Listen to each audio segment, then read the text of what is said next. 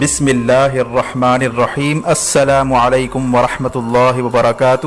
بالآخر پاکستان نے اسرائیل اور بھارت دونوں کو خبردار کرتے ہوئے کہہ دیا کہ اگر اس نے امت مسلمہ کے خلاف اپنے مذموم مقاصد کو عملی جامہ پہنانے کی کوشش کی تو اسرائیل اور بھارت دونوں کو ایک ساتھ سبق سکھایا جائے گا۔ پاکستان نے یہ دھمکی اس وقت دی جب اسرائیلی وزیر اعظم نیتن یاہو نے انتخابی مہم کے دوران یہ اعلان کیا کہ اگر وہ دوبارہ وزیر اعظم منتخب ہو گئے تو فلسطین کا مغربی کنارہ جسے ویسٹ بینک بھی کہا جاتا ہے اسے اسرائیل میں ضم کر دیا جائے گا، یعنی مکمل فلسطین پر قبضے کا منصوبہ بنایا جا رہا ہے۔ دوسری طرف بھارتی وزیر اعظم نریندر مودی نے کہا کہ اگر وہ دوبارہ منتخب ہو گیا تو کشمیر میں آرٹیکل 370 ختم کر کے بھارت کے ساتھ اس کو مرج کر دیا جائے گا۔ ماہرین کا خیال ہے کہ بھارت اور اسرائیلی وزیر اعظم کا یہ بیان دراصل اس خفیہ معاہدے کا حصہ ہے جو انہوں نے آپس میں طے کیا تھا۔ آخر وہ کون سا خفیہ معاہدہ ہے جسے عملی جامہ پہنانے کی منصوبہ بندیاں کی جا رہی ہیں؟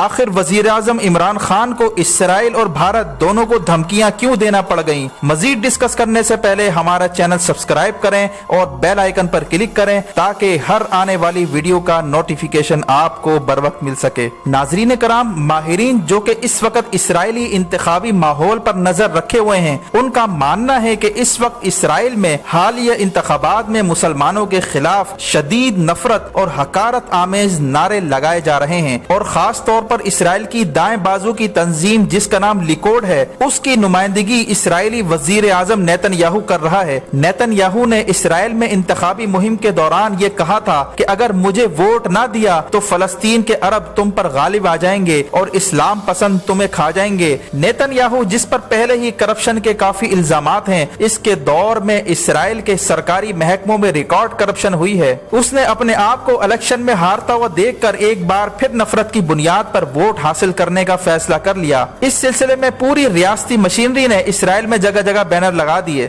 یہی حال نریندر مودی کا ہے۔ رافائل جہازوں کے حوالے سے سنگین ترین کرپشن کے الزامات کا سامنا ہے، اور ماہرین کا یہ ماننا ہے کہ بھارت کی پوری تاریخ میں سب سے زیادہ کرپشن نریندر مودی کے دور میں ہوئی ہے۔ اسی وجہ سے نریندر مودی اپنے کرپشن پر پردہ ڈالنے کے لیے نفرت کی آگ بھڑکا رہا ہے تاکہ وہ ہندوؤں میں نفرت کا بیج بو کر مسلمانوں کے خلاف راہ ہموار کرتے ہوئے الیکشن میں ووٹ حاصل کر سکے، اور یہی ہتھ کنڈے اسرائیلی وزیر اعظم نیتن یاہو آزما رہا ہے۔ نیتن یاہو نے یہاں تک حد کر دی کہ اس نے اعلان کر دیا کہ وہ مغربی کنارے کو اسرائیل میں ضم کر دے گا۔ ماہرین کا کہنا ہے کہ اس وقت اسرائیلی انتخابات کا ماحول دیکھ کر یہ اندازہ لگانا مشکل نہیں کہ اس وقت اسرائیل میں خفیہ طاقتیں ان لوگوں کو برسر اقتدار لانا چاہتی ہیں جو اس دجالی منصوبے کو عملی جامہ پہنائیں جس کا یہودیوں کو برسوں سے انتظار ہے۔ یہی وجہ ہے کہ وزیر اعظم عمران خان نے نریندر مودی اور اسرائیلی وزیر اعظم نیتن یاہو کو آڑے ہاتھوں لیتے ہوئے ٹویٹ کر ڈالی کہ جب بھارتی اور اسرائیلی رہنما محض ووٹوں کی خاطر اخلاقی دیوالیہ پن کا مظاہرہ کرتے ہوئے کشمیر اور مغربی پٹی پر ناجائز قبضہ جمائے رکھنے کا نعرہ لگاتے ہیں، اگر ان کی عوام نے دجالی منصوبے کو سپورٹ کیا تو یاد رکھنا یہ آگ پورے خطے کو لپیٹ میں لے لے گی۔ اسی طرح ترکی نے بھی اسرائیل کو دھمکی دی ہے کہ مشرقی یروشلم پر قبضے کی صورت میں اسرائیل اپنے تابوت میں آخری کیل ٹھونک دے گا۔ تجزیہ کاروں کا کہنا ہے کہ وزیر اعظم عمران خان نے عین الیکشن سے پہلے بھارتی اور اسرائیلی وزیر اعظم پر تنقید کر کے امت مسلمہ کی ترجمانی کا حق ادا کر دیا۔ اسرائیل کے حالیہ انتخابی مہم سے یہ بات ثابت ہوتی جا رہی ہے کہ اسرائیل کا اگلا پلان یہ ہے کہ فلسطین کے مغربی علاقے کو یعنی ویسٹ بینک کو اسرائیل میں ضم کر کے مشرقی یروشلم پر قبضہ کیا جائے۔ اب سوال یہ پیدا ہوتا ہے کہ اسرائیل آخر ویسٹ بینک یعنی مغربی کنارے پر قبضہ کیوں کرنا چاہتا ہے، اور مغربی کنارہ آخر ہے کیا؟ ناظرین کرام، مغربی کنارہ یعنی ویسٹ بینک 5628 اسکوائر کلومیٹر طویل ہے۔ مغربی کنارہ ایک لینڈ لاک علاقہ ہے، یعنی تین طرف سے اسرائیل نے گھیرے میں لیا ہوا ہے اور چوتھی طرف اردن سے اس کی سرحد ملتی ہے، اور یہ علاقہ بحیرہ روم کے پاس واقع ہے، اور جنوب کی طرف گرین لائن ہے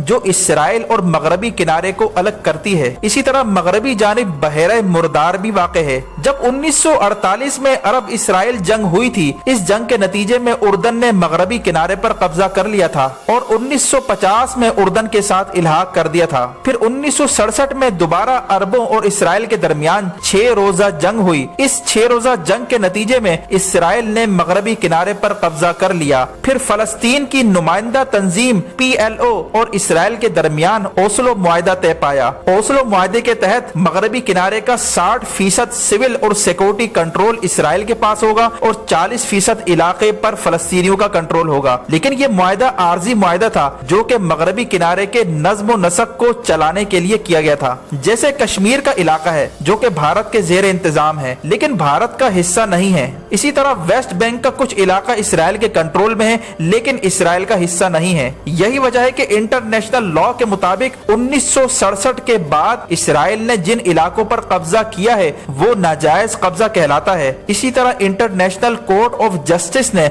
2004 में ये रूलिंग दी थी कि वेस्ट बैंक के हवाले से जो इसराइल और फलस्तीन के दरमियान आर्जी मुआहदा तय पाया था जिसे ओस्लो मुआहदा कहते हैं, इससे जमीनी हकायक कभी तब्दील नहीं होंगे। यानी इसराइल को बदस्तूर काबिज फौज ही तस्वुर किया जाएगा जब तक कि वो उन इलाकों को खाली ना कर दे जिस पर 1967 के बाद कब्जा किया गया था, जिसमें फलस्तीन का मगरबी किनारा और ईस्ट यरूशलेम यानी बैतुल मुकद्दस का इलाका भी शामिल है। फलस्तीन का मगरबी किनारा जिसमें ईस्ट यरूशलेम यानी बैतुल मुकद्दस का इलाका भी शामिल है। 2017 की रिपोर्ट के मुताबिक इस इलाके में फलस्तीनियों की कुल आबादी 27,47,943 है और यहूदियों की आबादी 3,91,000 के करीब है। और हाल ही में इसराइल ने मशरकी यरूशलेम यानी बैतुल मुकद्दस वाले इलाके में लाखों यहूदियों को गैर कानूनी तौर पर बसाना शुरू कर दिया ताकि वहाँ पर फलस्तीनियों की आबादी कम हो जाए और यरूशलेम वाला इलाका रेफरेंडम के नतीजे में इसराइल के पास चला जाए। यानी बिल्कुल वही टेक्निक और वही चालें आजमाई जा रही हैं जैसे कश्मीर में भारत कर रहा है। यानी कश्मीर में भारत भर से हिंदुओं को ला ला कर बसाया जा रहा है ताकि कश्मीर में मुसलमानों को अकलियत में बदल दिया जाए। और हाल ही में इसराइल मशरकी यरूशलेम में यहूदियों की बस्तियां तेजी से तामीर कर रहा है और सिर्फ मशरकी यरूशलेम में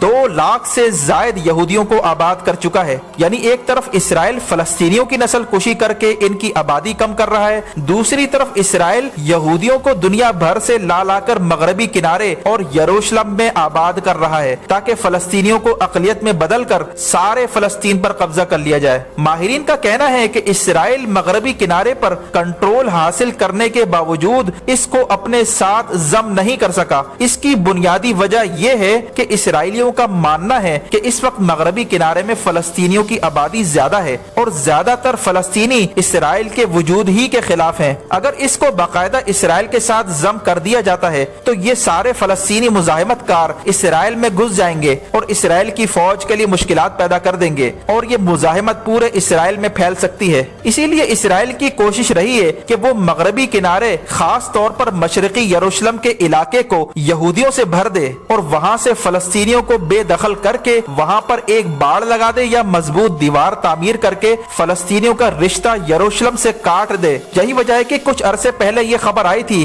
कि इसराइल मशरकी यरूशलेम को छोड़कर बाकी इलाका फलस्तीनियों को देने पर तैयार है, लेकिन फलस्तीनियों का मौकफ है कि मशरकी यरूशलेम में तो बैतुल मुकद्दस है जो कि मुसलमानों का साबिक किबला है और उम्मत मुस्लिमा का अजीम विरसा है जिससे किसी भी सूरत दस्तबरदार नहीं हुआ जा सकता। इसी तरह इसराइल एक साजिश के तहत बैतुल मुकद्दस के खिलाफ साजिशें कर रहा है और इसको हीले बहानों से उसको नुकसान पहुंचाने की कोशिश कर रहा है ताकि वो हैकल सुलेमानी की तामीर कर सके जिसका इफ्तिताह बकौल यहूदियों के दज्जाल ने आकर करना है। यहूदियों का मानना है कि इनका बादशाह जो कि एंटी क्रिस्ट यानी दज्जाल है वो उस वक्त तक नहीं आएगा जब तक हैकल सुलेमानी की तामीर न हो और ये हैकल सुलेमानी उस वक्त तक तामीर नहीं हो सकता जब तक बैतुल मुकद्दस को नौजुबिल्लाह मुनद्दिन ना किया जाए। कई सालों से इसराइल हैकल सुलेमानी की दरियाफ्त के बहाने बैतुल मुकद्दस के इर्द गिर्द खुदाइयां कर रहा है ताकि बैतुल मुकद्दस की बुनियाद को खोखला करके अचानक किसी धमाके के नतीजे में उसको गिरा दिया जाए। ये साजिश बहुत अरसे से चल रही है।